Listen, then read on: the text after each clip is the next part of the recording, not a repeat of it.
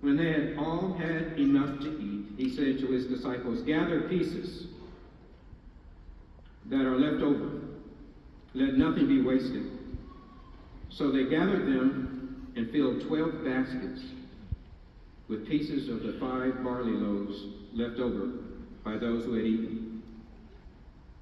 After the people saw the sign that Jesus performed, they began to say, "Surely this is the prophet who is to come into the world." Jesus, knowing that they intended to come and make him king by force, withdrew again to a mountain by himself. You know how it goes. So word comes to him in the midst of all this that this has happened to John. And a couple times in the scriptures here, it says that Jesus went off by himself. So it reminds us, and lets us how can this feed so many? And so the size of those 2 little fish is about the size of a sardine or a minnow. 5 inches to 12 inches long. That's it. And so this little boy shows up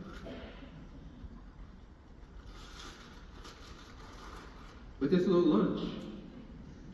It's a little lunch for a little boy. So they bring this to him, and they're dismissive of, "Well, yeah, we got some food here that this little boy has." And their assumption, the disciples, is, but in Matthew 14, verse 18, Jesus says this, "Bring them here to me." What they're being dismissive about, Jesus says, "Bring that little lunch to me." Now watch this, don't miss it. Into the hands of Jesus. Little lunch leaves the hands of a little boy. From that little boy, fed 15 to 20,000 people. I can't even begin to imagine on the part of the disciples when they take this fish and this bread and they start distributing it. And it just multiplies right before the street. We run into folks all the time. We're on a journey. Sprinkle a little pixie dust. And he came on. And to this day, he teases me and gets on me about what I did.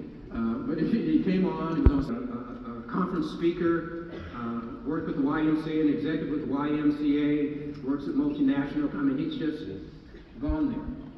But in one of the conferences that he spoke at,